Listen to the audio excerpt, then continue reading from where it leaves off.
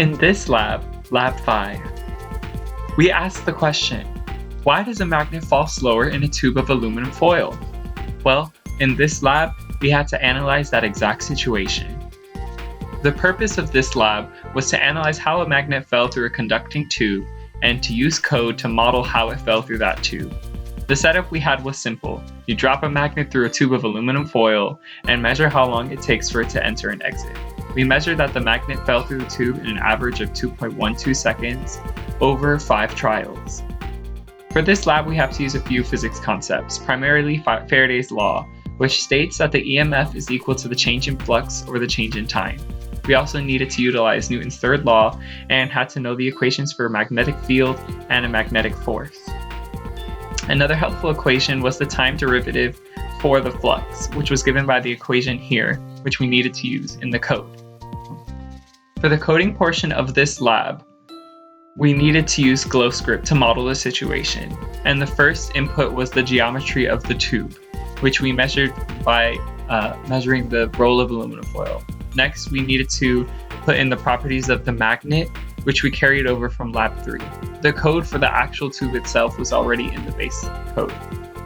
Then we needed to input the equation for a magnetic dipole and also the equation for the flux derivative, and I used the equations given previously in order to code that into my code. The next portion of the code creates a for loop that calculates the force on the ring and in turn the force on the magnet, and then it calculates the velocity and position of the bar magnet, and then it executes the code and gives the amount of time in seconds it took the bar magnet to enter and exit the tube. Here in this picture, you can see the tube with the magnet falling through it. The magnet fell through the tube over time and produced a graph, which is given here, which shows the velocity versus time. As you can see, after a few seconds, it reached its terminal velocity before finishing its fall.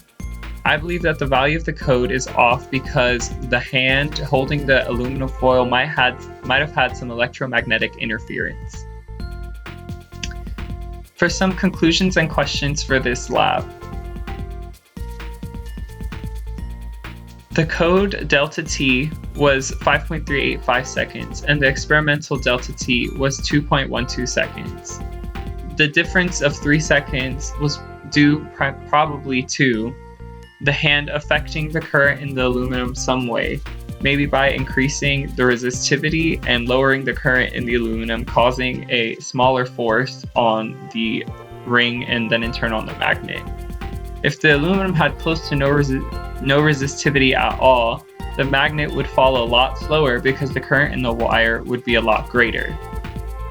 And if holes are poked into the aluminum foil, the area where the magnetic field passes through would change, therefore changing the flux.